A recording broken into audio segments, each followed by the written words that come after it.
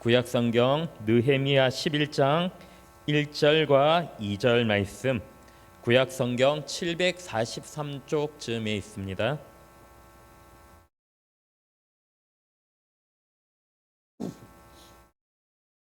느헤미야 11장 1절과 2절 말씀, 우리 2절 말씀 함께 봉독하도록 하겠습니다.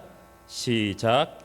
백성의 지도자들은 예루살렘에 거주하였고 그 남은 백성은 제비 뽑아 10분의 1은 거룩한 성 예루살렘에서 거주하게 하고 그 10분의 9는 다른 성읍에 거주하게 하였으며 예루살렘에 거주하기를 자원하는 모든 자를 위하여 백성들이 복을 빌었느니라. 아멘. 레드우드라는 나무가 있습니다. 미국 삼나무의 일종인데 크기가 약 100m까지 자라고 굵기가 12m 이상 굵어질 수 있다고 합니다. 미국 캘리포니아에 가보면, 저는 아직 한 번도 못 가봤지만 한번 미국에 가시면 캘리포니아의 레드우드 국립공원을 한번 가보시면 좋을 것 같습니다. 이 사진이 레드우드 국립공원의 사진인데 굉장히 큰 나무들이 있습니다. 이렇게 보니까 우리가 크기를 체감할 수 없는데 다음 사진 한번 보여주십시오. 굉장히 큽니다. 저기 가장 큰 나무가 하이페리온이라는 나무인데 높이가 대략 91m, 굵기가 12m 정도 된다고 합니다. 91m 하니까 감이 잘 없으시죠? 아파트 30층 높이입니다. 아파트 30층 높이면 하양에서 제일 높은 아파트 정도 되지 않겠습니까? 그 정도 높이의 나무입니다. 이 나무는 수명이 대략 1600년 이상이 된다고 합니다. 1600년 이상의 나무. 이 나무가 얼마나 크고 튼튼한지 1930년대 이전에는 이 나무가 굉장히 많았다고 합니다. 왜냐하면 벌목을 못하니까 불에도 잘 타지도 않아서 불이 나도 웬만해서는 이 숲이 타지 않고, 또 일반 도끼나 톱으로는 나무를 벨 엄두조차 못 내는 것입니다. 그래서 30년대 이후로 불도저와 전기톱이 발달하기 시작하면서 벌목을 하기 시작하였다고 합니다. 학자들은 이 나무가 어떻게 이렇게 튼튼할 수 있는가 연구를 하였습니다. 연구를 하였더니 한 가지 놀라운 특징이 있는 것을 발견하였습니다. 이 나무의 뿌리에 한 가지 특징이 있는 것입니다. 보통의 나무들은 어떻습니까? 뿌리가 내릴 때 자기 영역을 정합니다. 그래서 다른 나무 뿌리가 자기 영역에 못 들어오도록 하면서 자기 고유의 영역을 만들면서 뿌리를 내립니다. 그런데 이 레드우드라는 나무는 그렇지 않고 옆에 나무와 뿌리가 서로 엉켜 있는 것입니다. 뿌리 자체도 깊게 내리지만 옆 나무와 뿌리가 서로 엉켜서 단단히 고정이 되어 있기 때문에 나무가 크고 강력해지며 허리케인이 불어도 쉽게 뽑히지 않는 나무가 되었다는 것입니다. 사랑하는 성도 여러분, 오늘 교회도 이와 동일합니다. 건강하고 튼튼한 교회로 세워지기 위해서 이 레드우드 나무의 뿌리처럼 서로가 연결되어 있어야 합니다. 교회가 서로 연결되기 위해서 필요한 이 교회의 뿌리는 무엇이겠습니까? 오늘 본문에서는 순종과 헌신, 그리고 서로를 위한 기도라고 설명하고 있습니다. 순종과 헌신 그리고 기도가 어우러질 때 건강한 교회가 세워집니다. 마치 레드우드 나무의 뿌리처럼 서로 견고히 연결되고 튼튼하게 연결될 때 교회도 건강한 교회가 세워지는 것입니다. 오늘 본문의 예루살렘의 모습을 따라 하나님께서 주신 은혜로 우리 늘푸른 교회가 건강한 교회로 세워져 나가기를 간절히 소망합니다. 오늘 본문은 느헤미야 7장 4절에서부터 이어지는 내용입니다. 7장 4절에 보면 그 성읍은 광대하고 그 주민은 적으며 가옥은 미처 건축하지 못하였음이라 이렇게 기록하고 있습니다. 이제 예루살렘이 재건되는 가운데 있습니다. 전쟁으로 완전히 폐허가 된 예루살렘, 이제 재건되고 있는데 아직까지 황폐한 상태입니다. 이제 느헤미야가 와서 겨우 성벽만 세웠지만 여전히 그 안에 집도 없고 먹고 살기 힘든 땅이었습니다. 이제 이 힘든 땅에서 성벽을 세웠지만 문제는 이 성에 살 사람이 없다는 것입니다. 이 성에 살려면 살면서 집도 지어야 되고 또 밭도 일궈야 되고 황폐한 땅을 바꿔야 됩니다. 이걸 누가 하겠습니까? 다들 다른데 더 좋은 곳에 더 편안하고 안락한 곳에 있으려고 하지 예루살렘에 살겠다고 그렇게 결단하는 사람이 없는 상황이었습니다. 하나님은 이때 이 문제를 말씀 안에서 해결하여 주십니다. 이스라엘 백성들의 이주보다 먼저 에스라를 통해 말씀을 듣고 말씀을 회복하게 하십니다. 그래서 7장 4절 이후에 바로 예루살렘 이주 문제를 내어놓는 것이 아니라 7장에서부터 8장, 9장, 10장까지 이어지는 내용은 하나님의 말씀을 듣고 결단하는 내용이 이어집니다. 하나님의 말씀이 선포되어지고 초막절을 지내고 그러면서 말씀을 임봉하고 결단을 합니다. 이 결단한 이후에 하나님의 도성 예루살렘이 순종과 헌신 그리고 기도로 세워지도록 하나님은 선하게 인도하여 주십니다. 이렇게 건강하게 세워지는 새 예루살렘을 통해서 우리는 우리 교회를 어떻게 하면 건강하게 세울 수 있을지 두 가지로 함께 나누어 보고자 합니다. 첫째로 건강한 교회를 세우기 위해서는 순종과 헌신이 필요합니다.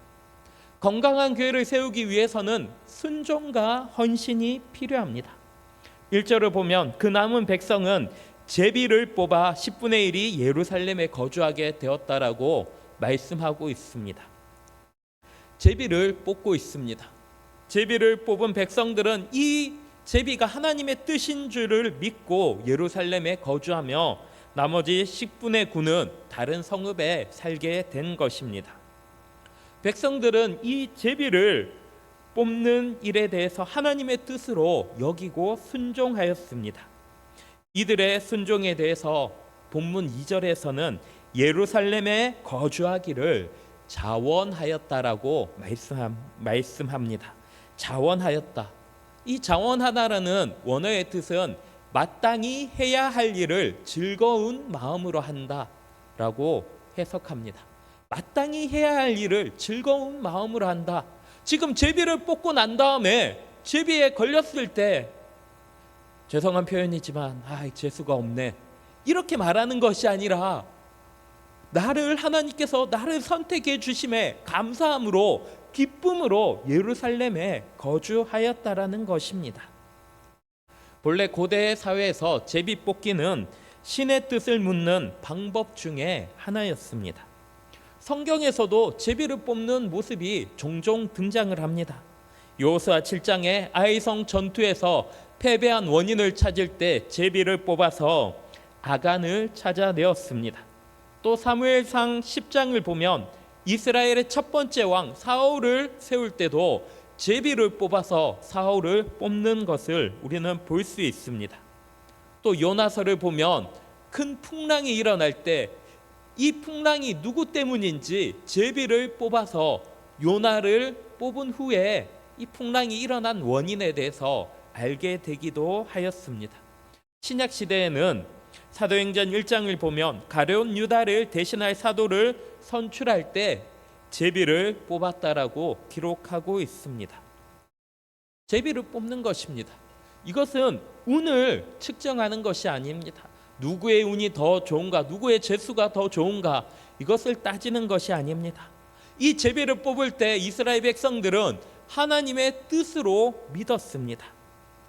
이 제비의 결과는 하나님의 뜻이기 때문에 자원하는 마음으로 순종하고 헌신하였습니다. 그래서 기쁨으로 예루살렘에 거주하게 된 것입니다. 오늘 교회는 이 순종이 필요합니다.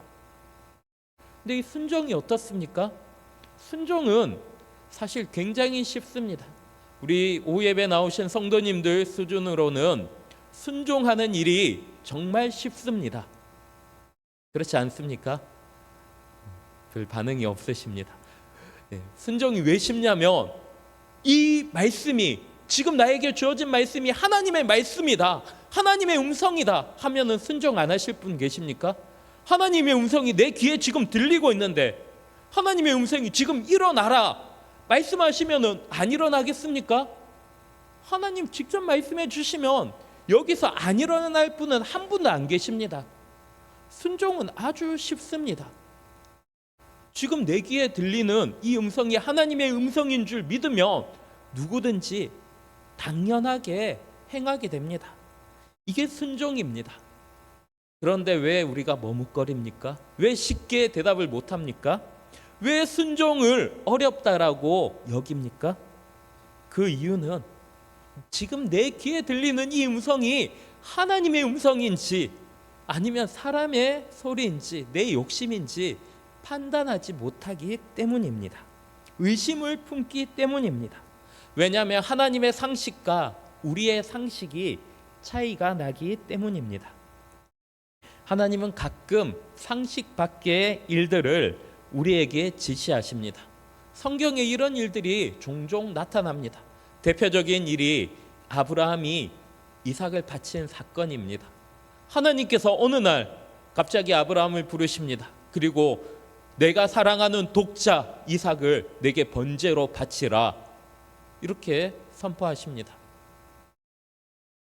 이 음성에 순종할 수 있겠습니까?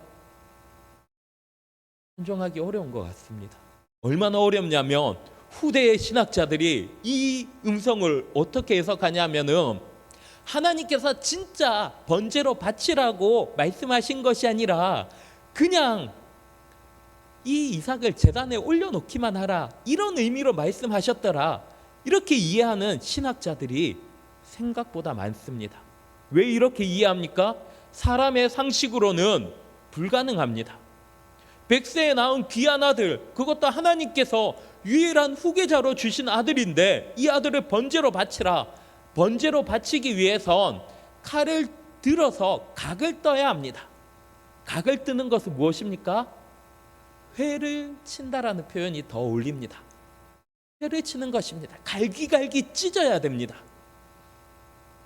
지금 사랑하는 아들을 갈기갈기 찢어서 죽여놓고 거기에 불을 놔서 완전히 죄로 만들어 버려야 되는 것이 번제입니다. 사람의 상식으로는 이해가 안 됩니다. 그러니까 후대 신학자들 중에 이거는 하나님께서 이렇게 잔인하게 명령하실 리가 없다. 그러니까 이거는 아브라함이 오해한 거다. 혹은 누군가가 여기에 번제라는 단어를 첨가한 것이다. 하나님은 그냥 제단 위에 올려놓으라고만 했다. 이렇게 주장합니다. 이렇게 주장하기 시작하면 온전한 순종이 되겠습니까? 그것이 아닙니다. 하나님은 분명히 번제를 명령하셨고 아브라함은 그 명령대로 칼을 들어서 이삭을 치려고 했습니다. 이것이 순종입니다. 이것이 어떻게 가능하겠습니까? 아버지가 아들, 그것도 가장 귀한 유일한 아들 이삭을 제단 위에서 칼로 내리칠 수 있는 이유가 무엇입니까? 하나님을 믿었기 때문입니다. 이 음성이 하나님의 음성이고 하나님께서 분명 이삭을 주신 하나님께서 이삭을 능히 다시 살려주실 줄로 믿는 믿음이 있었기 때문입니다. 이것이 순종입니다. 반대로 불순종하는 경우는 어떻습니까? 대표적인 경우를 우리는 사울 왕에게서 찾아볼 수 있습니다. 하나님께서는 사울에게 아말렉과 전쟁을 하라고 명령하십니다. 아말렉과 전쟁한 후에 이기면은 아말렉의 모든 것을 다 진멸하라 명령하셨습니다. 근데 사울은 어떻게 합니까? 좋은 것을 남겨둡니다. 그러면서 뭐라고 합니까? 내가 하나님께 제사 드리기 위해서 좋은 것을 남겨두었습니다. 하나님께서 아마도 모든 것을 진멸하라 하셨지만 하나님께 제사할 것 정도는 남겨놓어도 될 것이라고 그렇게 생각하셨을 것입니다. 자기 생각을 여기에 첨가한 것입니다. 하나님의 뜻을 자기 마음대로 바꿨습니다. 자기의 생각이 들어간 것입니다. 그러니까 불순종하게 되는 것입니다. 오늘 우리의 신앙생활이 이렇습니다. 신앙이란 인간의 상식 밖의 일에 대한 순종이 필요한 것입니다. 우리가 믿음을 가지고 신앙생활할 때 가끔은 우리의 상식과 다른 일들을 마주하게 됩니다. 학생들의 경우에는 시험 기간인데 예배에 나와야 됩니다. 우리 성도님들 전날 야근을 했는데 다음날 특세에 나와야 되는 상황입니다. 상식적으로는 어떻습니까? 우리의 상식으로는 시험 기간에 공부하는 것이 맞습니다. 야근 후에는 다음날 뭐가 있던지 자는 것이 맞습니다. 그것이 사람의 상식입니다. 그러나 하나님의 상식은 그렇지 않습니다. 왜냐하면 그 나머지 지혜와 힘과 능력을 하나님께서 주십니다. 하나님께서 책임져 주십니다. 그렇기 때문에 우리의 믿음은 사람을 향해서가 아니라 하나님을 향해 있어야 합니다. 우리의 상식으로 판단하고 이해한다면 우리는 사울이 될 수밖에 없습니다. 하지만 우리가 우리의 생각과 상식을 버리고 하나님을 향한 믿음을 선택할 때 우리는 아브라함과 같이 믿음의 조상의 반열에 올라가게 됩니다. 사랑하는 성도 여러분, 하나님은 하나님께 순종하고 헌신하는 자들을 찾으십니다. 하나님께서 찾으시는 자들은 순종하고 헌신하는 자들입니다. 하나님은 제사보다 순종을 원하십니다. 그리고 우리가 하나님의 뜻에 순종할 때 우리 교회는 더욱 아름다워지고 건강한 교회가 됩니다. 이러한 순종은 우리의 생각과 상식을 버리는 것에서부터 시작이 됩니다. 내 생각과 내 상식이 아닌 오직 하나님의 뜻을 분별하고 그 뜻대로 따를 때에 가능합니다. 그러기 위해서 우리는 더욱 하나님의 말씀을 읽고 묵상하며 말씀대로 따라 살아가야 합니다. 말씀 가운데서 하나님의 계획과 뜻을 알아가야 합니다. 사랑하는 성도 여러분, 날마다 하나님께 순종하고 헌신할 때 하나님은 우리의 신앙을 사용하셔서 우리 교회를 하나님이 기뻐하시는 교회, 건강한 교회, 튼튼한 교회로 세워주십니다. 이 말씀을 기억하여 날마다 하나님께 순종하고 헌신하는 복된 성도님들 되시길 소망합니다. 두 번째로 건강한 교회를 세우기 위해서는 서로를 위한 기도가 필요합니다. 이 건강한 교회에 꼭 필요한 요소는 바로 기도입니다.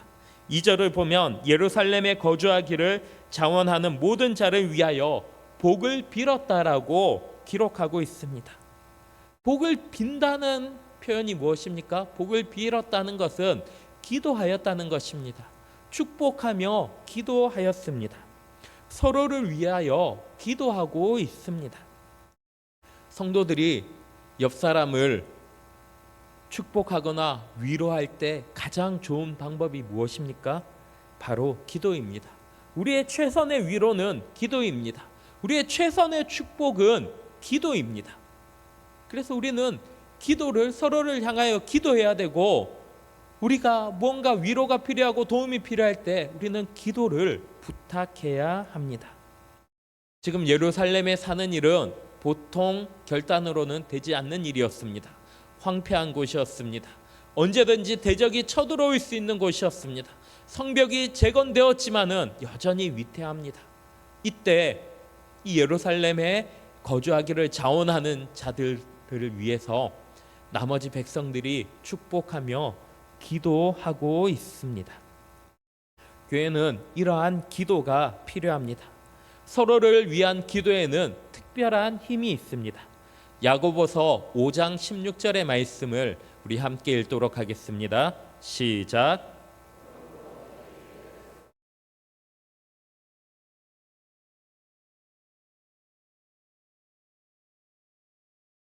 아멘. 서로 너희 죄를 서로 고백하며 병이 낫기를 위하여 기도하라. 의인의 간구는 역사하는 힘이 큼이라. 우리가 기도할 때 하나님께서 역사하여 주십니다. 이것이 기도입니다. 또 마태복음 18장 19절과 20절에서는 놀라운 말씀을 주십니다. 공동체 기도에 대한 하나님의 놀라운 은혜가 기록되어 있습니다. 우리 한 번 더 읽도록 하겠습니다. 시작. 진실로 다시 너희에게 이르노니 너희 중에 두 사람이 땅에서 합심하여 무엇이든지 구하면 하늘에 계신 내 아버지께서 그들을 위하여 이루게 하시리라. 두세 사람이 내 이름으로 모인 곳에는 나도 그들 중에 있느니라. 아멘. 사랑하는 성도 여러분, 날마다 서로를 위하여 기도하는 성도님이 되시길 소망합니다. 우리가 날마다 교회를 위하여 기도하고 옆 사람을 위하여 기도할 때 하나님께서 그 기도를 들어주십니다. 그 기도대로 이루어 주십니다. 그 기도를 하나님께서 듣고 계십니다. 반드시 응답하십니다.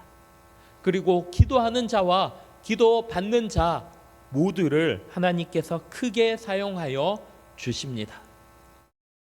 어떤 한 사람이 세계적인 설교가였던 빌리 그레암 목사님한테 이렇게 물어봤다고 합니다.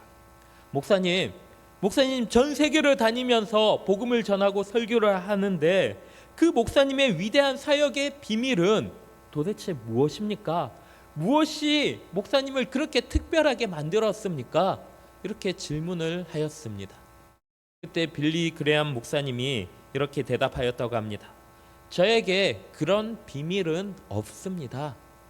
단지 한 가지가 있다면 저를 위하여 1만 5천 명의 저희 교회 성도들이 하루도 빠지지 않고 기도하고 있다는 것입니다. 이것이 바로 능력입니다. 우리가 기도할 때 하나님께서 반드시 응답하여 주십니다. 우리 담임 목사님이 유능한 목회자가 되기를 원하십니까? 그러면 목사님을 위해서 우리 성도님들이 날마다 기도하시면 됩니다. 우리 성도님들이 기도하실 때마다 우리 목사님의 설교가 더욱 은혜로워지고 우리 목사님을 통하여 더욱더 큰 복음이 더 많은 은혜가 전파되어집니다. 우리 교회가 더 큰 교회, 더 부흥하는 교회, 성장하는 교회가 되기를 원하십니까? 날마다 우리 성도님들 교회를 위하여 기도하시면 됩니다. 우리 교회를 위하여 기도하실 때 이 질량과 하양, 경산을 변화시키는 우리 늘 푸른 교회가 될 수 있습니다. 중요한 것은 우리가 기도하는 것입니다. 우리의 기도에 하나님께서 귀 기울이고 계십니다. 우리가 목사님을 위해서 기도하고 우리가 교회를 위해서 기도하고 우리가 우리 옆 사람을 위해서 중보하며 기도할 때 하나님은 분명히 그 기도를 들으시고 응답하여 주십니다. 두세 사람이 모인 곳에 하나님은 반드시 함께 하시겠노라고 약속하여 주셨습니다. 그렇기 때문에 기도하면 됩니다. 그러나 만약 우리가 기도하지 않고 교회가 이게 뭐야? 우리 교회는 이게 부족해. 우리 교회는 저게 문제야. 이렇게 불평만 늘어놓는다면 우리 교회는 결코 부흥할 수 없습니다. 그 불평에 눌려서 점점 쪼그라들 수밖에 없는 것입니다. 기도의 놀라운 비밀 중에 하나는 성도가 기도할 때 하나님께서 반드시 들으시는 것에 있습니다. 하나님은 전지전능하신 분이십니다. 우리는 이렇게 고백하지 않습니까? 우리 기도할 때마다 전능하신 아버지 하나님, 전지전능하신 하나님 이렇게 기도하지 않습니까? 여기서 전지하시다는 단어는 전지, 모든 것을 아시는 분이십니다. 하나님은 우리의 마음과 생각 모두를 아십니다. 하지만 안다고 하나님께서 먼저 일하시는 분은 아니십니다. 하나님은 우리의 모든 필요를 아시지만 하나님은 기다리십니다. 무엇을 기다리십니까? 우리가 기도하기를 기다리십니다. 우리가 기도할 때 하나님은 미리 은혜를 준비해 놨다가 기도하는 그때 그 손을 펴서 은혜를 내려주십니다. 그래서 하나님께서 가장 기뻐하시는 일이 있다면 바로 기도입니다. 특별히 교회를 위하여 성도를 위하여 기도할 때 하나님은 기뻐하시며 그 크신 손을 펴서 일하여 주십니다. 사랑하는 성도 여러분, 날마다 교회를 위해 성도를 위해 기도하는 일을 멈추지 마시기 바랍니다. 우리가 교회를 위하여 기도함으로 우리 늘푸른 교회가 더욱 건강한 교회가 되어지며 교회 가운데서 하나님의 은혜를 경험하게 되는 것입니다. 이 말씀을 기억하여 날마다 교회를 위하여 기도하는, 그래서 그 놀라운 응답을 받아 누리는 우리 복된 성도님들 되시길 간절히 소망합니다. 이제 말씀을 맺겠습니다. 하나님께서 우리에게 이 귀한 늘푸른 교회를 허락하여 주셨습니다. 우리는 이 교회를 더욱 튼튼히 세워나가는, 건강하게 세워나가는 의무와 권리를 가졌습니다. 사랑하는 성도 여러분, 오늘 본문의 이스라엘 백성들이 순종하고 헌신하며 또 서로를 위하여 기도함으로 건강한 튼튼한 예루살렘을 세워나갔듯이 오늘 우리도 우리 교회를 위하여 서로 순종과 헌신 그리고 기도로 건강한 교회를 세워나가는 우리 늘푸른 교회 모든 성도님들 되시길 간절히 축복합니다. 기도하겠습니다. 아버지 하나님, 은혜를 감사합니다. 오늘도 우리에게 말씀을 주시되 이 건강한 교회를 세워나가는 방법을 알려주심에 감사합니다. 오늘 우리에게 주신 말씀을 따라 날마다 하나님의 말씀에 순종하고 헌신함으로 또 교회를 위하여 성도를 위하여 기도를 쉬지 않으므로 하나님 기뻐하시는 튼튼한 교회, 건강한 교회를 세워나가는 우리 모든 성도들 되게 하여 주시옵소서. 교회가 우리의 마음에 들지 않는다고 불평과 불만만 하는 것이 아니라 내가 먼저 자원하고 섬기고 순종하고 기도함으로 하나님 기뻐하시는 교회를 온전히 세워나가게 하여 주시옵소서. 또 교회를 위하여 기도하며 순종하며 헌신하는 자들에게 하나님 복의 복을 부어주시되 큰 복을 부어주심으로 모든 성도들을 통하여 교회가 복을 받고 또 교회를 통하여 성도가 복을 받는 건강한 교회 되게 하여 주시옵소서. 감사드리며 예수님의 이름으로 기도드립니다. 아멘. 찬송가 210